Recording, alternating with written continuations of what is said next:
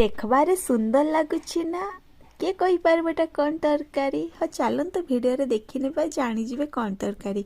तो माँ शिଳରେ मसला बाटिकी रेडी करदेला।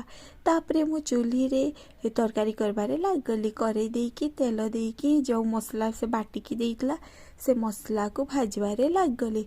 मसला जेतल को भाजी गला टमाटो देइतिले टमाटो को भी भल की भाजी दउची। टमाटो आ मसला भल की पूरा भाजी गला।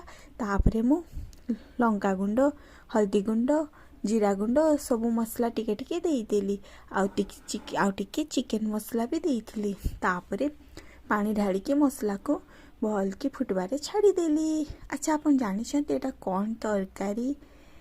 बहुत लोग तो खाइथिबे बहुत लोग खाई भी नथिबे। बहुत लोग ना सुनले फिर नाक भी टेकती। तो आमे माने तो खाऊ बाकी लोग खाती न खाती मुझे जाननी। एटा हूँ पानी रे थाए जेमती शामुका से भलिया गेंडा। तो समस्ते कहे ये माने गच्छ गेंडा खाऊचंती गच्छ गेंडा नुह एटा पानी गेंडा पानी रे थाए।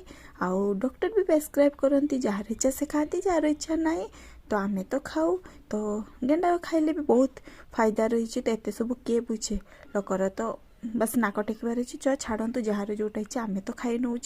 तो तापरे मसला सब कषिला चुनु चुनु कर आलू काटते आलू को भी मु मसला रे देइतिले। आलू को भी भलकी भाजिकी सब ठीक से भाजीला गेंडा को देकी भाजिली। तापरे गेंडा सीझा लास्ट पानी देकी फुटेदेली। आ लास्ट धनिया पत्र देदेली। हो गला।